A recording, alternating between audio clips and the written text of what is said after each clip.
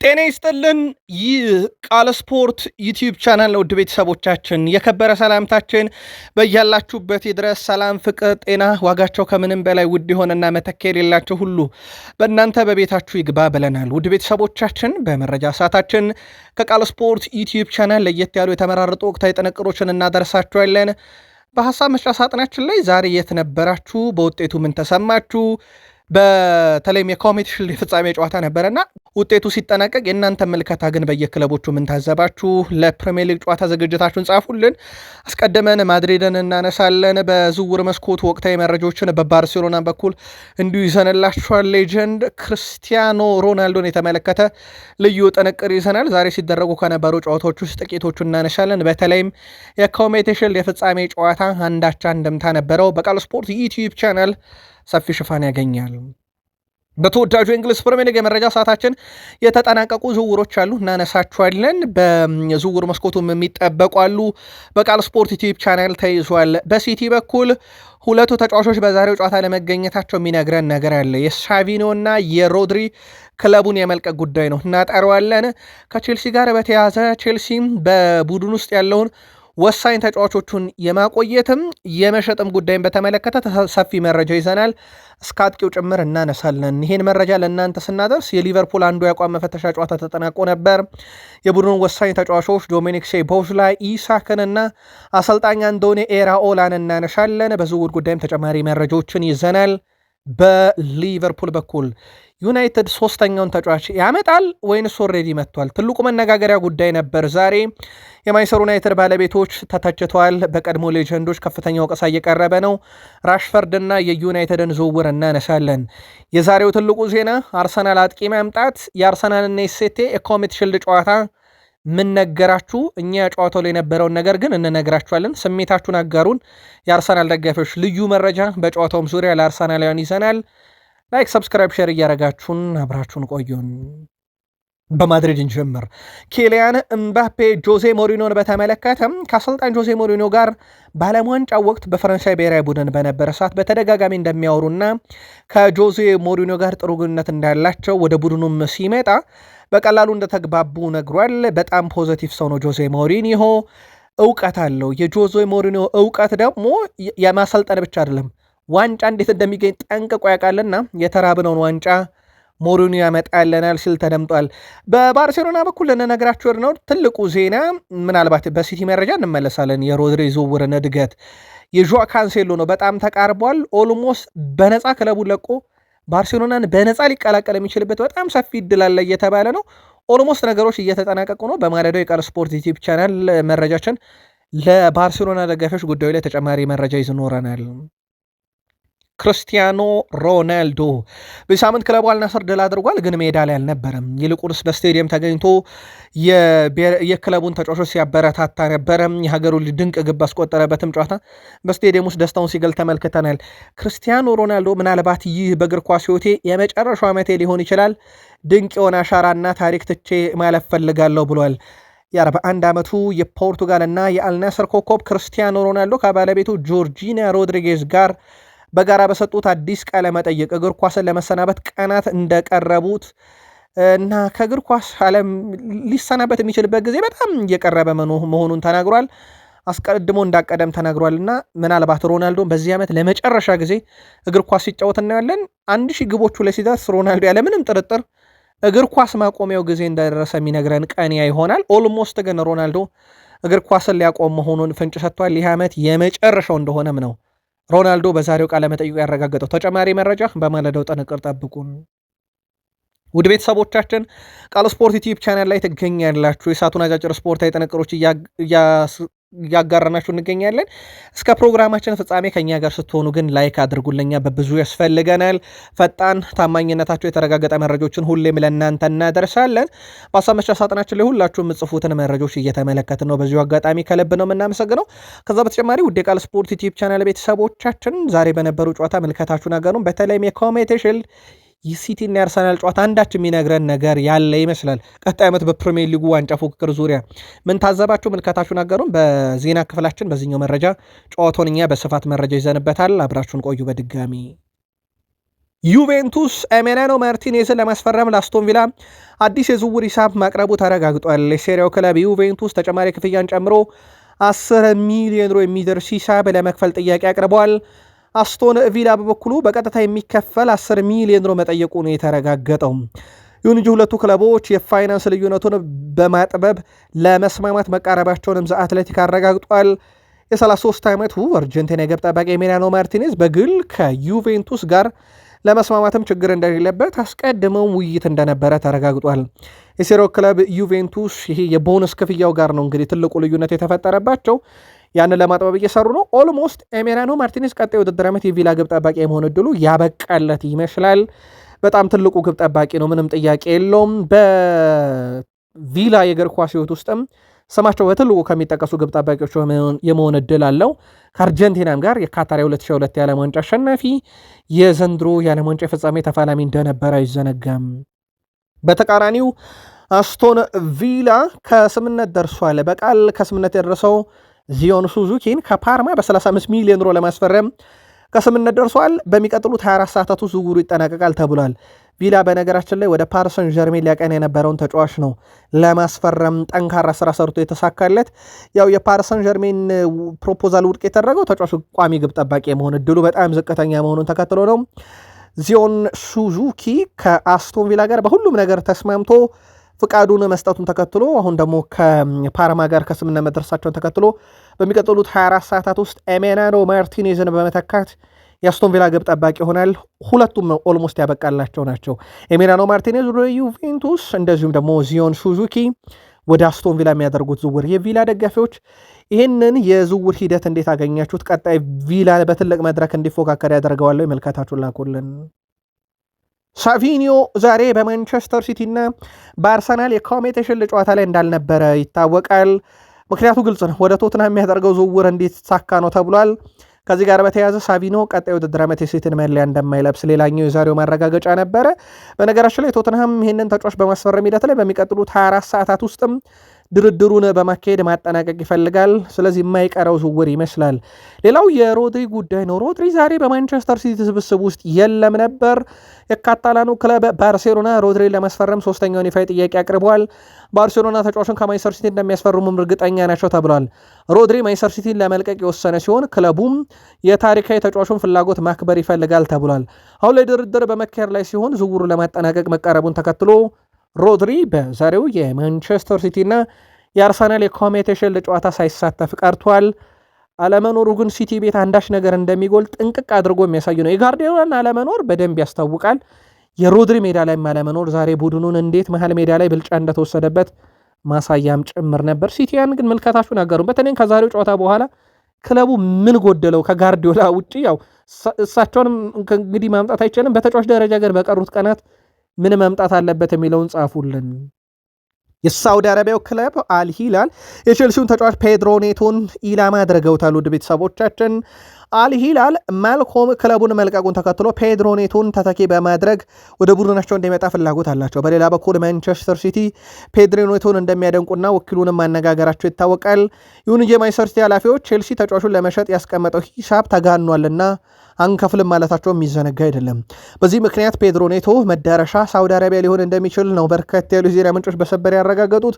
በሌላ በኩል ማንቸስተር ሲቲ በኤንዞ ፈርናንዴዝ ዝውውር ዙሪያ አሁንም ተስፋ እንዳልቆረጡና ማንቸስተር ሲቲ በሚቀጥለው ሳምንት ወይም ከነገ ጀምሮ ማለት ነው ወይም ደግሞ በቃል ስፖርት ዩቲዩብ ቻናል መረጃውን በምትከታተሉበት ሰዓት ከሰኞ ጀምሮ ይህንን ዝውውር ለመፈጸም ዳግም ወደ ገበያው ይመጣሉ ተብሏል።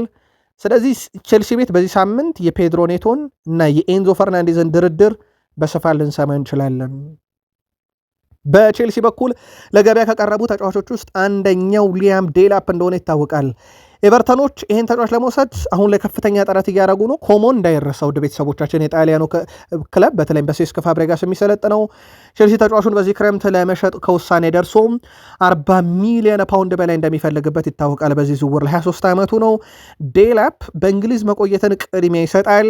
በነገራችን ላይ በዩናይትድ በጣም ይፈለግ ነበረ፣ ግን ተጫዋቹ ቼልሲን መርጦ ከሄደ በኋላ ህይወት እንደታሰበው አልሆነለትም። ከዛ ወደ ቼልሲም ካቀና በኋላ እንግዲህ አሁን ላይ ክለቡን ሊለቅ ከጫፍ ደርሷል። መዳረሻው የት ነው የሚለው እርግጥ አይደለም። በርካታ ክለቦች ፈላጊ ናቸው። ኤቨርተን፣ ኖቲንግሃም ፎረስት፣ ኒውካስልም በተለይም ደግሞ በኒካስል ዩናይትድ በኩል የኒክ ቮልተሜድ ስንብት የሚሳካ ከሆነ ወደዚህ ዝውውር የመግባት ፍላጎት እንዳላቸው ይታወቃል። ይህን መረጃ ለእናንተ ስናደርስ ውድ ቤተሰቦቻችን በዝውውር መስኮት ላይ እንግዲህ የሊቨርፑል መረጃ ይጠበቃል። ግን የተጠናቀቀ የመጀመሪያው ጨዋታ አለ። ከኮሞ ጋር 2 ጨዋታ ነው ዛሬ በአቋም መፈተሻ አንዱ ተጠናቋል። የመጀመሪያው ጨዋታ በሊቨርፑል የልምምድ ማዕከል የነበረ ነው። 0-0 የተጠናቀቀው። ቀጣዩን በማለዳው ጥንቅር እንመለስበታለን። ውጤቱ እጃችሁ ላይ ካለ ግን ጻፉልን። በዶሚኒክ ሶቦዝ ላይ በኩል ቀጣይ ዓመት በትልቁ ይጠበቃል። በነገራችን ላይ ዶሚኒክ ሶቦዝ ላይ በእግር ኳስ ታሪኩ ለመጀመሪያ ጊዜ ነው አንድን ሲዝን ያለ ዋንጫ ያጠናቀቀው። በነገራችን ላይም በኤፍኤ ካፕ እና ካራቦ ካፕ ተሰናብቷል። በኮሚት ሺልድ አምናም ያልተሳካላቸውን በፍጻሜ ጨዋታ ላይ። ከዛ ውጪ ፕሪሚየር ሊግን 5ኛ ሆኖ ነው ያጠናቀቁት። የአውሮፓ ሻምፒዮንስ ሊግ በካርተር ፋይናል መሰናበታቸው ይታወቃል። እንደ አጠቃላይ ዶሚኒክ ሶቦዝ ላይ በታሪኩ መጥፎውን ሲዘን ሲያሳልፍ ለሊቨርፑልም ያ ሲዘን የተጠናቀቀ የውድድር ዓመት ማለት ነው በጣም መጥፎ ሲዘን እንደነበረ የሚዘነጋ አይደለም። ሮቢ ፎለል አሌክሳንደር ኢሳክ በአንዶኒ ኤራኦላ ስር በሊቨርፑል ሊያድግ እንደሚችል ይጠቁማል። ሮቢ ፎይለር ለእኔ እጅግ አስደናቂ ተጫዋች የሆነው ኢሳክ በአንዶኒ ኤራኦላ ስር ምናልባት የበለጠ ሊያድግ ይችላል ብሏል። ምናልባት እንደ ሊቨርፑል እንግዲህ ተጫዋቹ የመጀመሪያ ዓመቱን በማሳለፉ ወይም የመጀመሪያ ዓመቱ እንደነበረ ይታወቃል። ከዛ ውጭ ጉዳት ላይ ነበረ። ምን ያህል ጥሩ ተጫዋች እንደሆነ ሊቨርፑልን ያውቁታል፣ በተለይ በኒካስል ያሳየው አቋም። እናም በእርግጠኝነት በዚህ ዓመት ትልቅ ነገር ሊያሳይ ይችላል የሚል ምልከታውን ያጋራል። ኢሳክ በእርግጥ መመለሱን በዓለም ዋንጫ ላይ በደንብ አሳይቷል። ከዛ ውጭ በአቋም መፈተሻ ጨዋታም ላይ ከሰሞኑ ግብ አስቆጥሮ እንደነበረ የሚዘነጋ አይደለም። የኢሳክ መመለስ ብቻ አይደለም፣ ሁጎ ኤኪቲኬ ጉዳት ላይ ቢሆንም ወደ ሜዳ በቅርቡ ይመለሳል ተብሎ ይጠበቃል። በፍጥነት ባይሆንም እና የሊቨርፑል የማጥቃት ክፍል በደንብ የሚጠናከረበት ሌላ ዓመት ይሆናል እንደ ሮቢ ፎይለር የግል መልከታ። ስለ አንዶኒ ኤራኦላም ያነሳል ሮቢ ፎውለር። በእውነቱ በጣም ጓጉቻለሁ የቀጣዩን ሲዝን ለማየት። ባለፈው ዓመት በርንሞዝን ስመለከት በእርግጥ ለአይን የሚስብ ጨዋታ የነበረው ቡድን ነው። በጣም አጥቅተው ይጫወቱ ነበረ። ፕሬሲንጋቸው ወይም ተቃራኒ ክለብ ላይ የሚፈጥሩት ጫና በጣም ትልቅ ነበር ወይም ጥሩ ነበር።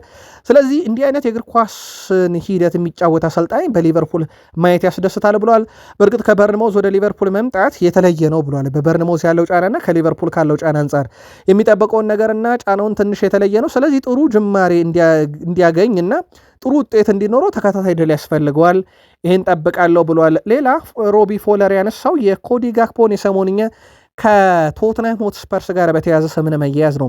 እውነትን ለመናገር ይህ ነገር ለመጀመሪያ ጊዜ ነው የሰማሁት። በእርግጥ አንዳንድ ወሬዎች ሰምቻለሁ፣ ግን ከክለቡ በቀጥታ የመጣ መረጃ አልሰማሁም። ሁልጊዜ የሰዎችን አስተያየትና ምን ሊከሰት እንደሚችል የሚደረግ ግምት ይኖራል። ጋክፖ ለሊቨርፑል ጥሩ ስራ ሰርቷል ብዬ አስባለሁ። ሊቨርፑል አዲስ ተጫዋቾችን ማስገባት ያስፈልገዋል። ስለዚህ አንዳንድ ተጫዋቾች መውጣት ይኖርባቸው ይሆናል። ምናልባት ከዛ አንጻር ላይ ይችላለሁ ብሏል። በሊቨርፑል በኩል በዛ ቦታ ላይ ሪዮን ጉሞ ያለ፣ ኮዲ ጋክፖ አለ።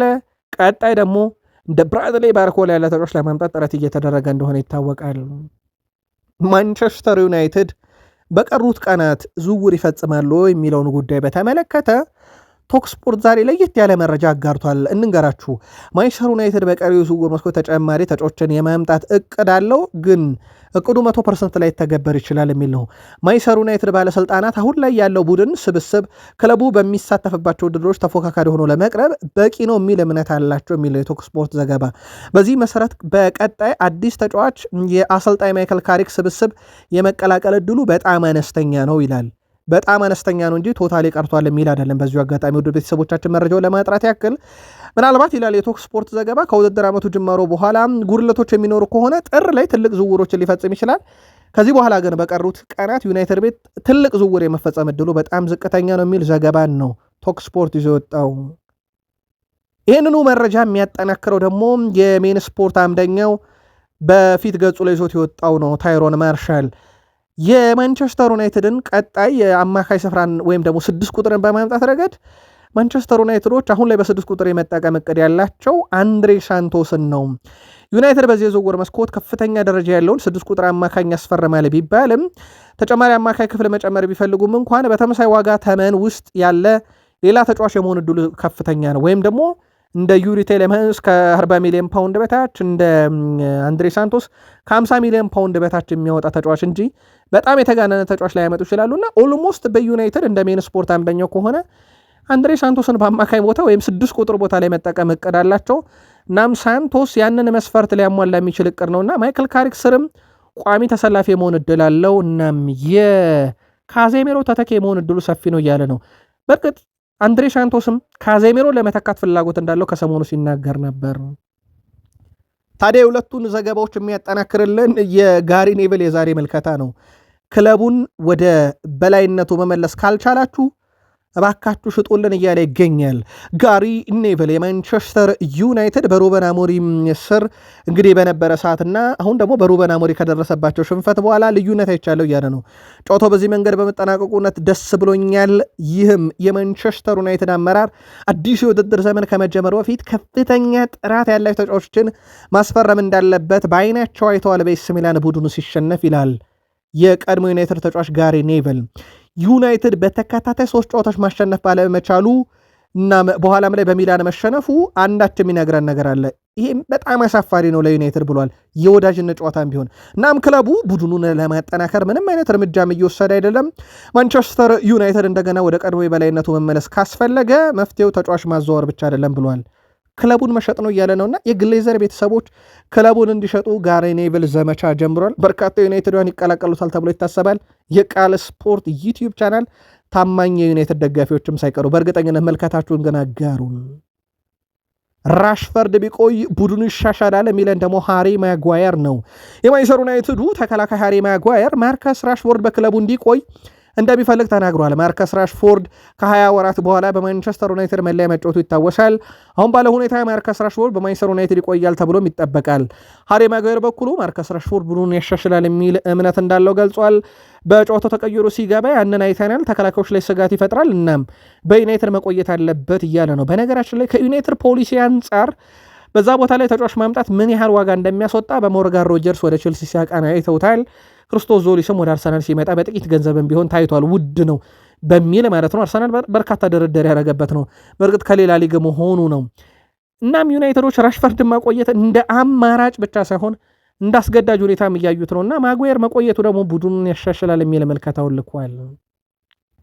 በማንቸስተር ዩናይትድ በኩል ማይል ሉዊስ ስኬሊን የማምጣት እቅድ እንደነበረ ይታወቃል። ከዚህ ጋር በተያያዘ ሉዊስ ስኬሊ ከማንቸስተር ዩናይትድ የሚመጣ ጥያቄ ካለ ለመቀበል ዝግጁ ነው። እንግሊዛዊ ፉልባክ በተለይም ኒካስል በሻምፒዮንስ ሊግ ለመሳተፉ ይህንን ክለብ ለቆ ወደ ሌላ ክለብ ለማምራት ፍላጎት አለው። ነገር ግን ትልቁ ጥያቄ ለተጫዋቹ ፍላጎት ቢኖረውም ለኒካስል የሚቀርበው ጥያቄ ላይ ዩናይትድ አለመስማማት ነው። የፈለጉት ገንዘብ እስከ 70 ሚሊዮን ፓውንድ ነው። ዩናይትድ ደግሞ እንዲህ የመክፈልን ፍላጎት እንደሌሉ ይታወቃል። ከዚህ ጋር በተያያዘ ሪዮ ፈርዲናንድ በማንቸስተር ዩናይትድ በኩል እኔ በዩናይትድ ቦታ በሆን ኖሮ አሁኑኑ ቁልፍ ተጫዋችን እገዛ ነበር። በነገራችን ላይ ይላል እንደውም ስኬሊ ቀደም ሲል በአማካይ ስፍራ ይጫወተ የነበረ ሲሆን በአርሰናል የሊግ ስኬት ውስጥ ድርሻ አለው። በውድድር ዘመኑ መጨረሻ ላይም አስደናቂ ነው። ዩናይትዶች በፍጥነት ማይል ሉዊስ ስኬሊንም ማምጣት አለባቸው እያለ ነው ሪዮ ፈርዲናንድ። ዋይኒ ማርክ ሩኒ የሩበን አሞሪም ቡድን ከዩናይትድ ይበልጥ ከፍተኛ ጥራትና ማራኪ ጨዋታን አድርጓል። ዩናይትድ በውጤት መሪ በነበረበት ጊዜ እንኳን ብልጫው የኤስ ሚላን ነበር። ይህ የሚያሳየው ማንቸስተር ዩናይትድ የውድድር ዘመኑ ከመጀመሩ በፊት አዲስ ተጫዋች ማስፈረም እንዳለበት ነው። ዩናይትድ በትክክል ምን ያደርግና እንደነበረም እኔ በጨዋታው አላውቅም የሚለው ዋይኒ ማርክ ሩኒ፣ ነገር ግን ማንቸስተር ዩናይትድ በጣም ደካማ ነበር ብሏል። ስለዚህ መፍትሄው ወደ ዝውውር ገበያው ወጥቶ ተጫዋች ማስፈረም ነው እያለ ነው። ዩናይትድ ሰዎች ይህን ያደርጉታል የሚለው ትልቁ ጥያቄ ነው። ምናልባት በዩናይትድ ብሩኖንም ኮንትራ በተመለከተ እስካሁን አልተራዘመም። ውድ ቤተሰቦቻችን 1 ዓመት ነው የቀረው።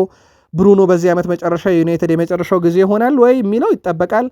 ከሆነ ግን ዩናይትድ ቀጣይ ዓመት በነፃ ማጣቱ ደግሞ ሌላ ስጋት ነው። እንደ ብሩኖ አይነት ተጫዋች ትልቅ ገንዘብ ከወደ ሳውዲ ያገኙበት ነበር። ለማንኛውም ብሩኖ በዩናይትድ ታሪክ የማረሰው ጨዋታ ወልቭስን ለመጀመሪያ ጊዜ የገጠምኩበት የዩናይትድ ጨዋታ ማለቱ የሚዘነጋ አይደለም። የዛሬውን የአርሰናልና እንደዚሁም ደግሞ የሲቲን የኮሚቲ ሺልድ ጨዋታ ከማንሳታችን በፊት አንድ መረጃ እናንሳል። አርሰናል ቪክተር ኦሴሜንን በተመለከተ ቪክተር ኦሴሜን ወደ አርሰናል ይመጣ ዘንድ የሚያስችሉ ሁኔታዎችን አርሰናል እየተመለከተ ነው። ይፋ ድርድር የለም። በእርግጥ አንድ መረጃ ወጥቷል። ፉትቦል ኢንሳይደር አርሰናል ለዚህ ዝውውር ገፍቶ ቢሄድ 60 ሚሊዮን ፓውንድ እቅዱ ነው። በጣም ከተጋነና አርሰናል እስከ 80 ሚሊዮን ፓውንድ የመክፈል እቅድ አለው። ከዛ ውጪ በተጫዋቹ ሳምንታዊ ደሞዝ ላይ ማሻሻዎችንም ማድረግ ይፈልጋል። በቱርክ ከ300,000 ፓውንድ በላይ ይከፍላል። አርሰናል መደራደር ይፈልጋል። ዝውውሩ ግን በጣም አዳጋች ነው እንደ ፉትቦል ኢንሳይደር መልከታ። ምክንያቱም ቪክተር ኦሲሜንን ለመሸጥ 130 ሚሊዮን ዩሮ ውድቅ ያደረገው ጋላታሳራይ 60 ሚሊዮን ፓውንድ ብቻ ይቀበላል ተብሎ አይታሰብም። እስከ 80 ቢሄድ በጣም አስቸጋሪ ነው። ለማንኛውም ድርድር አልተካሄደም፣ ግን አርሰናል በቅድ ውስጥ እንዳለ ይታወቃል። የፕሪሚየር ሊጉ ሻምፒዮን አርሰናል ዓመቱን በድል ጀምሯል። በኮሚኒቲ ሺልድ ጨዋታ ማንቸስተር ሲቲን 3-0 ነው የረታው። ሪካርዶ ካላፊዮሪ 24 ሰከንድ ነው የፈጀበት የመጀመሪያውን ግብ ለማስቆጠር። ሉዊስ ማይል ስኬሊ ደግሞ ላቀበለው ኳስ በጣም ሊደነቅ ይገባል። አርሰናል የመጀመሪያውን ጎል ለማስቆጠር ሲቲ ላይ 24 ሰከንድ ብቻ ፈጀበት። ከዛ በኋላ ከሃቨርስ 28ኛው ደቂቃ ላይ የክርስቶዞሊስ የመጀመሪያ አሲስት ነበረች በፕሪሚየር ሊግ የኮሚኒቲ ሺልድ ጨዋታ ለአርሰናል በፕሮፌሽናል በትልቅ ጨዋታ የመጀመሪያ አሲስቱ ናት። ማርቲኖ ኦዴጋርድ 48ኛው ደቂቃ ላይ ጎል ሲያስቆጥር በነገራችን ላይ ራሱ ክርስቶዞሊስ ነው ኳሷን አመቻችቶ ያቀበለው። አርሰናል 3-0 ሲረታ በጨዋታው ሪካርዶ ካላፊዮሪ እና ኦዴጋርድ ቢጫ ካርድ ሳይው፣ በሲቲ በኩል ደግሞ ፊል ፎደን እና ጆሽኳ ግቫርዲዮል ቢጫ ካርድ አይተዋል። እንደ አጠቃላይ ሲቲ በኳስ ቁጥጥር ይሄ የ90 ደቂቃውን አጠቃላይ 59% ሲቲ፣ አርሰናል 41% ነበረው። ጀሬሚ ዶኩ በ46ኛው ደቂቃ ላይ ጉዳት አስተናግዶ እንዲሁ ከሜዳ ወጥቶ ነበረ። በአጠቃላይ ውድ ቤተሰቦቻችን የዛሬው ጨዋታ አንዳች የሚነግረን ነገር አለ። ሲቲን ያለ ሮድሪ ያለ ፔፕ ጋርዲዮላ ማሰብ በተወሰነ መንገድም ቢሆን ለሲቲያን ምን ያህል እንደሚከብድ አርሰናል አሁንም በጣም የተደራጀውና ጠንካራው ቡድን ሆኖ ቀጣይ የውድድር ዓመት ለፕሪሚየር ሊጉ ቅድመ ግምት ቢሰጠው የማይገርም ቡድን መሆኑን አሳይቷል። ቀንደኛ ተፎካካሪው ሊሆን ይችላል የተባለው ሲቲ በጣም ደካማ ነበር ማለት ይቻላል። በጨዋታ ደረጃ ምናልባት በተወሰኑ የቁጥር መገለጫዎች ካየን ሲቲ 4 ኮርነር አርሰናል 2፣ ሲቲ 12 ሙከራ አርሰናል 9፣ ሲቲ 5 ኢላማውን የጠበቀ አርሰናልም 5 ኢላማውን የጠበቀ ነበረው። በአጠቃላይ በጨዋታው ላይ ሲቲዎች በርካታ የኳስ ቁጥጥር፣ በርካታ ኳስ የመቀባበል ስኬት ነበራቸው። ግን እነኚህ ሁሉ ተደምረው ጨዋታውን ለማሸነፍ በቂ አልነበሩም። አርሰናል ደጋፊዎች ምናልባት በተቀሩት የዝውውር መስኮቱ ቀናት ሉዊስ ማይል ስኬሊ ግን በቡድኑ መቆየት የለበትም ወይ? ዛሬ የነበረው እንቅስቃሴ አንጻር አማካኝ ክፍሉ ላይ ከዛ ውጪ ራይስ ረፍት ተሰጥቶት ነበር። በኋላም በብሩኖ ጊመሬሽ ተቀይሮ እስኪገባ አማካዩ ላይ ያለው ለውጥ እንዴት አገኛችሁት? በአጠቃላይ ጨዋታው ላይ የነበራችሁን ምልከታ በቃል ስፖርት ዩቲዩብ ቻናል በሀሳብ መስጫ ሳጥናችን ላይ ያካፍሉን። በዛሬው ጨዋታ ኢታን ንዋኔሪ አልነበረም። ምክንያቱም ቲኤንቲ ስፖርት ክለቡን ከመልቀቅ ጋር አያይዞታል። በእርግጥ የኢታን ንዋኔሪ ክለቡን የመልቀቅ ሂደት የሚቀር አይመስልም። ምክንያቱም በጥር ጀምሮ በውሰት ሰጥተውት እንደነበረ የሚዘነጋ አይደለምና ክለቡን ሊለቅ የሚችልበት በጣም ሰፊ እድል አለ። ሌላው ከሃቨርዝ ነው። ከሃቨርዝ ሲቲን እንደመቅጠም የሚቀለው ነገር የለም። ሲቲ ላይ 4 ሲደመር ጎል 3 ሲደመር አሲስት አለው።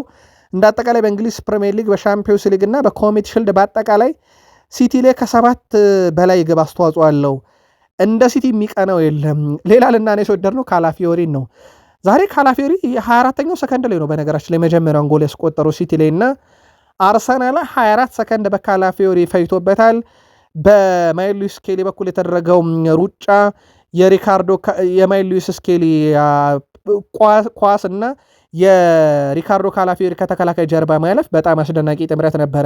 በነገራችን ላይ ካላፊዮሪ ማንቸስተር ሲቲ ላይ 24-25፣ ዩናይትድ ላይ አምና 25-26፣ ዘንድሮ ሲቲ ላይ 26-27 በትልቅ ውድድሮች የመጀመሪያውን ጎል ሲያስቆጠር ተመልክተናል። ውጤቱ ግን የሚነግረን ነገር የለም ወይ ለሲቲ እና ለአርሰናል?